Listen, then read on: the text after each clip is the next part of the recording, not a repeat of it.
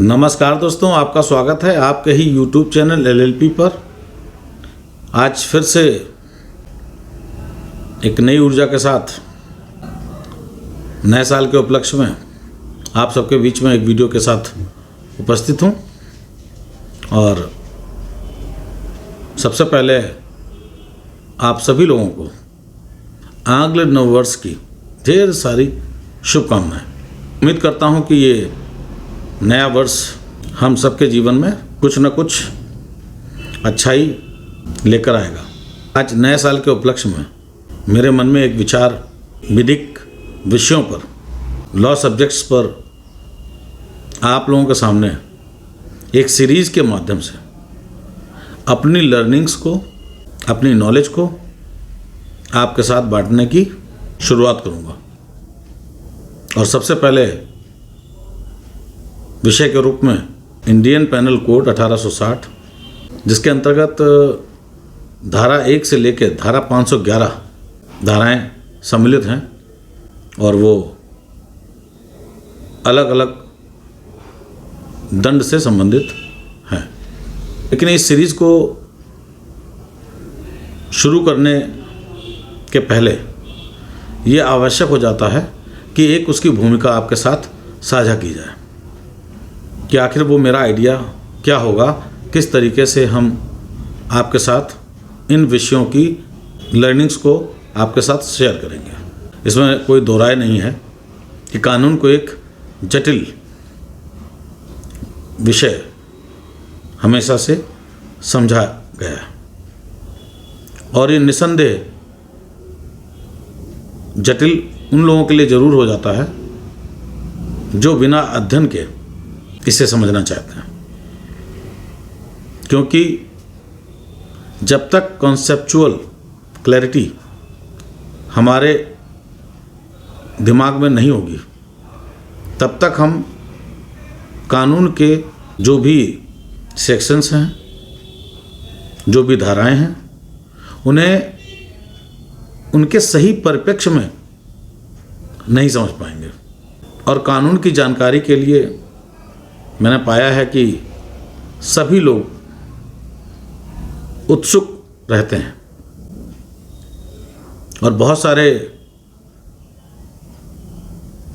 विद्यार्थी कानून विषय को लेकर अपनी कॉम्पिटिटिव परीक्षाओं में सम्मिलित होते हैं, तो उन्हें भी जो दूर दराज इलाकों में किसी भी कारण से अच्छे लॉ कोचिंग्स को ज्वाइन नहीं कर पाते हैं या अभावग्रस्त होने की वजह से सक्षम नहीं हो पाते हैं, को भी दृष्टिगत रखते हुए मेरी ये कोशिश रहेगी कि मैं आपके साथ सीरीज के माध्यम से जो भी विषय अपनी चर्चा में लाऊंगा उनको इस तरह से प्रस्तुत करेंगे कि यदि आपने केवल इन वीडियोस के ही नोट्स बनाए तो भी आपको समुचित ज्ञान निश्चित तौर पे होगा। ये मेरा मानना है, जो आपको आने वाले भविष्य में ये चीज़ ज्ञात भी हो जाएगी अपने स्तर पर। नया साल है, नई उमंग है, नई ऊर्जा के साथ मैं इस सीरीज़ को आपके सामने ला रहा हूँ और मेरी कोशिश रहेगी कि बहुत ही सरल भाषा में जो भी विषय हमारे द्वारा वीडियोज़ में चर्चा में लाया जाएगा, निश्चित तौर पर मेरी ये कोशिश रहेगी कि आप सबको अपनी लर्निंग्स मैं आपके साथ जरूर शेयर करूँगा। इस बात को मुझे कहने में कोई भी परेशानी नहीं है। जब मैं सन 2000 में विधि विषय का छात्र था, जो कि आज भी हूँ, लेकिन एकेडमिक डिग्री के परिप्रेक्ष्य में मैं ये बात कह रहा हूँ, तो उस समय जब हम लोग अध्ययन करते थे तो कई गलतियाँ करते थे, लेकिन धीरे धीरे अच्छे लोगों के साथ अपने जो गुरुजन हैं, बहुत अच्छे गुरुजनों के साथ जो सीखने का अवसर मिला, उसमें महसूस किया गया कि कॉन्सेप्चुअल क्लैरिटी का होना आवश्यक है। सिर्फ धाराएं रटने से काम नहीं चलता। प्रतियोगी परीक्षाओं के लिए भी एक अच्छा तरीका नहीं माना जा सकता। तो मेरा विचार ये है कि जब भी हम किसी विषय को पढ़ते हैं तो कभी भी उसे आइसोलेशन में नहीं पढ़ना चाहिए। आइसोलेशन से मेरा मतलब यह है कि अगर हम इंडियन पेनल कोड की बात कर रहे हैं तो आप अपने को रिस्ट्रिक्ट कर दें, आप अपने आप को रोक दें कि अब मैं किसी अन्य विषय की चर्चा यहाँ पर नहीं करूँगा। ये अप्रोच बहुत ही घातक होती है। एक एग्जाम्पल ले लेते हैं। जैसे अभी हम बात कर रहे हैं इंडियन पेनल कोड, जो कि सन 1860 में हमारे बीच में लागू किया गया था। 1860 से आज तक चलते चलते निश्चित तौर पर समाज बदला है और उसी हिसाब से जो बदलाव आवश्यक थे वो बदलाव समय समय पर किए जाते रहे हैं। जब भी हम विधि विषय की बात करते हैं तो सबसे पहले तो सामान्यतया ये जो नेचर है, ये जो विधि की प्रकृति है, ये कैसी है, इसको किस प्रकार से देखा जा सकता है। तो हम ये कह सकते हैं कि विधि को सामान्य तौर पर हम दो भाग में विभाजित करके देख सकते हैं। पहली वो जिसमें हमने अधिकारों को डिफाइन कर रखा हो, कर्तव्यों को डिफाइन कर रखा हो और आपके उत्तरदायित्व क्या होंगे उनको डिफाइन कर रखा हो। यानी कि जो भी आपको अधिकार हैं, जो भी आपको राइट्स हैं, जो भी आपकी ड्यूटीज़ हैं, जो भी आपके कर्तव्य हैं, जो भी आपकी उत्तरदायित्व हैं, जो भी आपकी लायबिलिटीज़ हैं, वो डिफाइन कर दी गई हैं। और जहाँ जहाँ ये डिफाइन की गई हैं, जिन जिन विषयों में इसे डिफाइन किया गया है, उनको हम मूलभूत विधि के नाम से हिंदी में जानते हैं, इंग्लिश में इसे हम सब्सटेंटिव लॉज के रूप में जानते हैं। और जब इन अधिकारों, इन कर्तव्यों और इन उत्तरदायित्वों के रहते किसी भी प्रकार का समाज में परेशानी का अनुभव किया जाता है तो इसे लागू कराने के उद्देश्य से हमें प्रक्रिया विधि की आवश्यकता पड़ती है। तो प्रक्रिया विधि दूसरे प्रकार के रूप में देखा जा सकता है। अब प्रक्रिया विधि क्या है? प्रक्रिया वर्ड से ही समझ में आ रहा है कि प्रोसीजरल लॉ, यानी कि जो हमें मूलभूत विधि में दिए गए अधिकारों, उत्तरदायित्वों और कर्तव्यों को जो उसमें निर्धारित किए गए होते हैं उनको लागू कराने के उद्देश्य से हमें एक मैकेनिज्म की आवश्यकता होती है और उस मैकेनिज्म को हम प्रोसीजरल लॉ के रूप में देखते हैं। आप देख सकते हैं कि जब हम इंडियन पेनल कोड की बात करते हैं, सामान्य तौर पर हम क्रिमिनल प्रोसीजर कोड की भी बात करते हैं और उसके आगे अन्य एक्ट जैसे इंडियन एविडेंस एक्ट और संबंधित एक्ट जो भी प्रश्नगत हों उनको हम साथ साथ पढ़ते हैं। अब सवाल आता है कि पढ़ते वक्त हमें क्या क्या ध्यान में रखना चाहिए। मेरे विचार से बेयर एक्ट में संक्षिप्त तौर पर आपको समुचित ज्ञान विषय का प्रदान किया जाता है। हम सब जब भी पढ़ें तो पहली बात तो यह है कि बेयर एक्ट अपने साथ रखें। बेयर एक्ट एक संक्षिप्त रूपांतरण है पूरी विधि का, उस पर्टिकुलर सब्जेक्ट का। हम सिर्फ अरेंजमेंट देखें सेक्शंस का, जो भी आईपीसी में अरेंजमेंट किया गया है, तो उस अरेंजमेंट से ही हमें काफ़ी कुछ पता चल जाता है कि हमें कैसे और क्या पढ़ना चाहिए। उदाहरण के तौर पर देख लेते हैं। धारा 378 है, चोरी से संबंधित धारा है। उसमें यह बताया गया कब यह माना जाएगा कि आपने चोरी की। तो उसमें क्या कहता है, कोई भी व्यक्ति यदि किसी व्यक्ति के कब्जे में रखी हुई चल संपत्ति को उसकी सहमति के बिना यदि हटाता है या उससे उसको वंचित करता है, जिसमें उसका आशय बेईमानी पूर्वक यदि वो ऐसा करता है, ऐसे में ये माना जाएगा कि उस व्यक्ति ने चोरी की है। अब यहाँ 378 धारा में चोरी के विषय में सिर्फ एक सेक्शन में बताया गया, बाकी अन्य सेक्शंस में पनिशमेंट के विषय में बात की गई है। और पनिशमेंट परिस्थितियों के साथ साथ जो बदलाव होते हैं उसमें पनिशमेंट होता रहता है। मुख्य बात यह है कि जब भी कभी कोई चार्ज या एफआईआर की जाती है, जो चार्ज लगाया जाता है वो चार्ज पनिशमेंट वाले सेक्शंस का ही लगाया जाता है। जिस तरह का पनिशमेंट उसे मिलना चाहिए उस कृत्य के लिए, उस ऑफेंस के लिए, उस अपराध के लिए, तो वो चार्ज उसी पनिशमेंट की धारा का आरोपी पर लगाया जाता है। ये भी एक बहुत महत्वपूर्ण बात थी जो आपको अभी जानकारी में ला दी। तो इससे मेरा कहना यह है कि यदि कभी भी आप आईपीसी पढ़ रहे हैं तो आईपीसी में सबसे पहले तो जो जो चीज़ें डिफाइन कर रखी हैं उन्हें आप ध्यान से पढ़ें, क्योंकि वही कॉन्सेप्चुअल क्लैरिटी आपके लिए लाएंगी।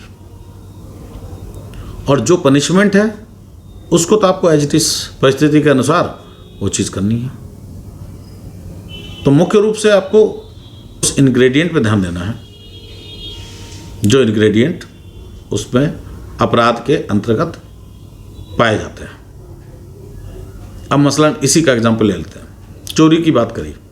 अब चोरी में सबसे पहले वो व्यक्ति कोई चल संपत्ति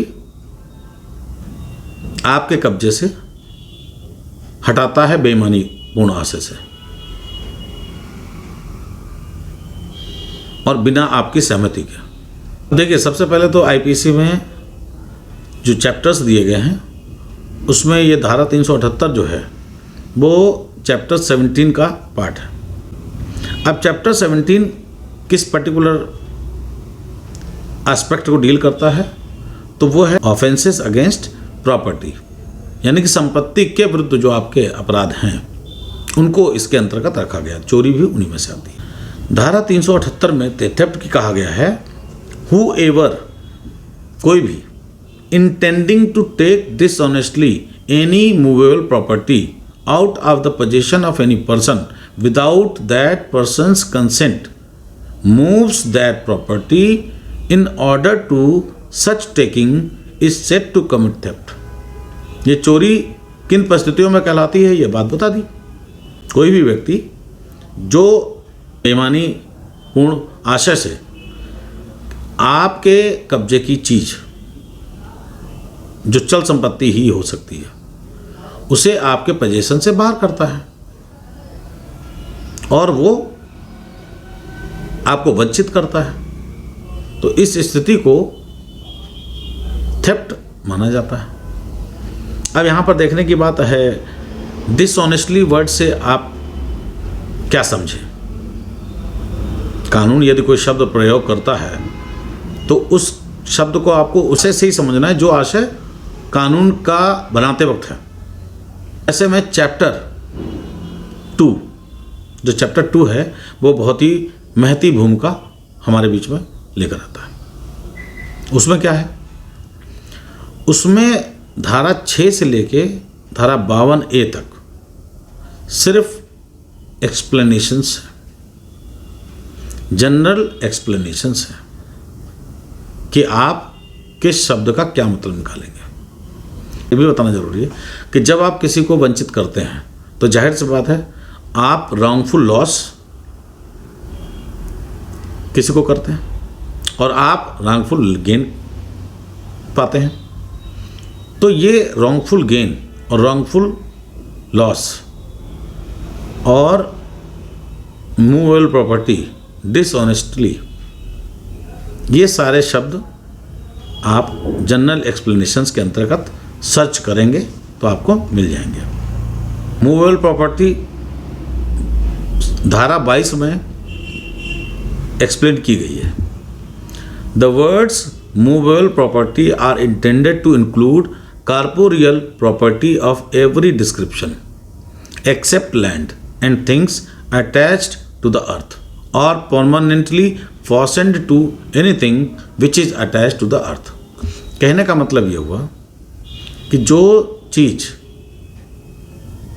भूमि से आबद्ध है या उससे पूरी तरह से जुड़ी हुई है, जो डिटैचेबल जब तक डिटैच नहीं किया गया तब तक तो वो अचल संपत्ति में मानी जाएगी। और चल संपत्ति कौन सी, जो जाहिर बात मूव कर सकती है। तो जब भी आप उसको, मूवेबल प्रॉपर्टी जो है वो तो है ही। अचल संपत्ति में क्या हो सकता है, खेत में फसल लगी हुई है, जब तक वो भूमि से जुड़ी हुई है तो वो अचल संपत्ति को देखी जाती है। पेड़ लगे हुए हैं तो जड़ों से पेड़ जब ऊपर तक है तो उसे अचल संपत्ति माना जाएगा। लेकिन जैसे ही आप उसको कट कर देंगे, ज़मीन से उसको अलग कर देंगे, तो ऐसे में वो चल संपत्ति के रूप में मानी जाती है। यही सब चीज़ें हैं जो समझ के हम लोगों को चलना रहता है। अभी तो सिर्फ एक भूमिका के तौर पे हम बता रहे हैं कि ये चीज़ें इस तरीके से। अब रॉन्गफुल गेन उसको हुआ क्योंकि उसने आपको प्रॉपर्टी से वंचित किया। मूवेबल प्रॉपर्टी आपके कब्जे में जो थी वो उसके पास है इस समय, तो आप क्या है, रॉन्गफुल लॉस की स्थिति में। रॉन्गफुल लॉस की डेफिनेशन 23 में दी गई। धारा 23 क्या कहता है, रॉन्गफुल गेन और रॉन्गफुल लॉस। तो इसमें रॉन्गफुल गेन की परिभाषा यह है कि is gain by unlawful means of property which the person gaining is not legally entitled. ऐसा व्यक्ति जो अनलॉफुल तरीका वही है, कंसेंट लेके करता तो अनलॉफुल नहीं होता। कंसेंट बेईमानीपूर्ण ढंग से आपकी चीज़ आपके हाथ से छीनी जा रही है तो आपको रॉन्गफुल लॉस हो रहा है और उसको रॉन्गफुल गेन हो रहा है। तो रॉन्गफुल गेन ऐसे व्यक्ति को जो जिसे वो प्रॉपर्टी इलीगल तरीके से, गैर कानूनी तरीके से उसे प्राप्त हो रही है, तो ये कहा जाता है कि जो उस व्यक्ति को लीगली एंटाइटल नहीं था, जो व्यक्ति उस प्रॉपर्टी के लिए विधिक रूप से अधिकारी नहीं था, तो उसे रॉन्गफुल गेन की स्थिति में माना जाएगा। और रॉन्गफुल लॉस कौन सा हो, wrongful loss is the loss by unlawful means of property to which the person losing it is legally entitled. जिसने यहाँ पर खोई है अपनी संपत्ति मूवेबल, जो उसके लिए विधिक रूप से अधिकारी है उसको कब्जे में रखने का, उस व्यक्ति को यह माना जाएगा उस प्रॉपर्टी से जो छीनी गई है वो रॉन्गफुल लॉस, आपने उसको परेशानी में डाला। डिसऑनेस्टली वर्ड का प्रयोग उसमें हुआ है 378 में, तो वो धारा 24 के अंतर्गत डिसऑनेस्टली परिभाषा दी गई है। Whoever does anything with the intention of causing wrongful gain to one person और wrongful loss to another person is said to do that thing in dishonestly. यानी कि कोई भी व्यक्ति जो अपने को रॉन्गफुल गेन में लाता है और दूसरे को रॉन्गफुल लॉस में लाता है, ऐसी कंडीशन में उसे डिसऑनेस्टी माना जाएगा। चीज़ हमारी इस्तेमाल आप कर रहे हैं, वो भी मेरे बगैर मर्जी के, तो ये क्या है, कानूनन डिसऑनेस्टली आप काम कर रहे हैं, बेईमानीपूर्ण आशय से काम कर रहे हैं। तो अभी हमने एक एग्जाम्पल के तौर पे आपके साथ ये चर्चा की।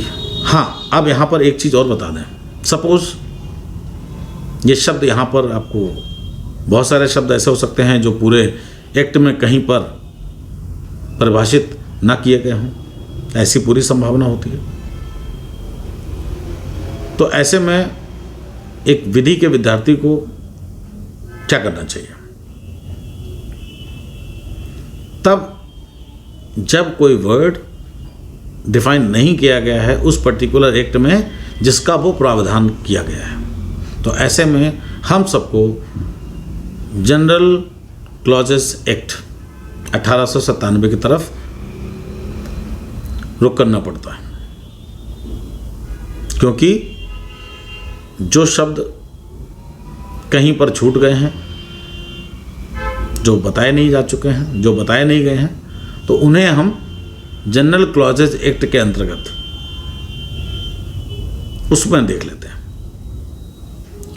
और उसमें जब देख लेते हैं तो हमारी समस्या का समाधान हो जाता है, ज़्यादातर समस्या का समाधान हो जाता है। लेकिन यदि जनरल क्लॉजेज एक्ट में भी आपको वो बात नहीं मिलती है, यदि आपको वो बात पता नहीं चलती है, तब आप उसके लिए क्या करेंगे, कानून के जानकार होने की हैसियत से या शिक्षार्थी होने की हैसियत से, तो आपको कोई भी स्टैंडर्ड डिक्शनरी का इस्तेमाल करने की इजाज़त दी गई है, और उसमें जो डिक्शनरी का मीनिंग है उसी मीनिंग को अपने अर्थ में आपको लेना होगा। आप कोई शब्द अर्थ अपने मन से नहीं बना सकते। इंटरप्रिटेशन का भी एक तरीका है। और इससे पहले आपको एक बात और बता दें कि जब भी इंटरप्रिटेशन की बात आती है तो हमारे honourable supreme court, apex court, उच्चतम न्यायालय को ये पावर है कि आर्टिकल 141 में कॉन्स्टिट्यूशन ऑफ इंडिया के, अब यहाँ देखिए कॉन्स्टिट्यूशन ऑफ इंडिया भी आ गया, तो कॉन्स्टिट्यूशन ऑफ इंडिया के आर्टिकल 141 में ये बात कही गई है कि भारत के उच्चतम न्यायालय द्वारा जो कुछ भी निर्णय दिए जाएंगे, जो कोई भी निर्णय दिया जाएगा, वो पूरी तरह से पूरे भारत पर लागू माना जाएगा। यानी कि वो लॉ ऑफ लैंड होगा, उस धरती पर, भारत की धरती पर वो कानून माना जाएगा। तो आर्टिकल 141 यहाँ पिक्चर में आ गया। इसी तरह से हाई कोर्ट भी निर्वचन करता है, तो आपको उन जजमेंट्स का, हाई कोर्ट का स्टेट की सर्वोच्च अदालत है, स्टेट की सर्वोच्च अदालत है हाई कोर्ट, यानी कि कोई भी राज्य, किसी भी राज्य के अंदर हाई कोर्ट उच्चतम अदालत के तौर पर देखा जाता है। यदि कोई निर्णय उच्च न्यायालय के द्वारा संबंधित राज्य में पारित किया गया है, जिसके खिलाफ माननीय उच्चतम न्यायालय में कोई भी अपील या किसी भी प्रकार से कोई चुनौती नहीं दी गई है उस निर्णय को, तो वो उस स्टेट में पूरी तरह से लागू माना जाएगा। भाई हाईकोर्ट के निर्णय को उच्चतम न्यायालय को, माननीय उच्चतम न्यायालय को रिविजिट करने का अधिकार है, बदलने का अधिकार है। तो उस अधिकार का यदि प्रयोग न किया जाए तो उस अवस्था में तो वो जजमेंट पूरी तरह से लागू माना जाएगा। तो हाईकोर्ट के जजमेंट्स उस पर्टिकुलर एस्पेक्ट पर, और ऑनरेबल सुप्रीम कोर्ट के तो चूंकि वो भारत पे लागू होता तो कोई समस्या है ही नहीं। तो निर्वचन के वक्त यदि आप किसी शब्द का अर्थ लेना चाहते हैं तो यहाँ पर जजमेंट्स की मदद भी ली जा सकती है। तो इस तरीके से आपको ये अप्रोच हम सबको रखनी पड़ती है, तब जाके ये चीज़ें सही डायरेक्शन में हम सीख पाते हैं। तो आने वाले समय में इन विषयों पर बहुत ही सरलता के साथ आपसे बात की जाएगी, और ये मुझे पूरी उम्मीद है कि जब आप इसको गंभीरता से समय देकर कंसंट्रेशन के साथ वीडियोस को सुनेंगे, देखेंगे, तो निश्चित तौर पे आप ये पाएंगे कि आपने अपना टाइम बिल्कुल भी वेस्ट नहीं किया और बहुत ही अच्छी लर्निंग्स आपको मिलेंगी। जितना भी आप टाइम देंगे उससे ज़्यादा समय आपका बचेगा, क्योंकि ये जो चीज़ें हैं इनको करने में टाइम जो लगता है वो टाइम आपका पूरी तरह सेव होगा। हाँ, ये एक बात ज़रूर कह दें कि जो भी इस चैनल के माध्यम से आपको जानकारी दी जाएंगी, हमारी पूरी कोशिश रहेगी कि आपको कोई भी जानकारी किसी भी रूप से गलत ना मिले और प्रमाणित तौर पे आपके साथ वो चीज़ें साझा की जाएं। इस बात की मैं सतर्कता अपने सभी वीडियोज़ में बरतता रहता हूँ, तो इस बात के लिए आप निश्चिंत मान सकते हैं। और उम्मीद करता हूँ कि जो भी सीरीज़ स्टार्ट की जा रही है इससे इतना लाभान्वित होंगे कि अगर किसी ने क्लास भी नहीं की होगी या विधि का अध्ययन बहुत ही कैजुअल तरीके से किया होगा, तो भी ये जो गहन अध्ययन हमारा है, ये जो हम लोगों की मेहनत रही है दिन रात की, वो आपके साथ हम शेयर कर रहे हैं।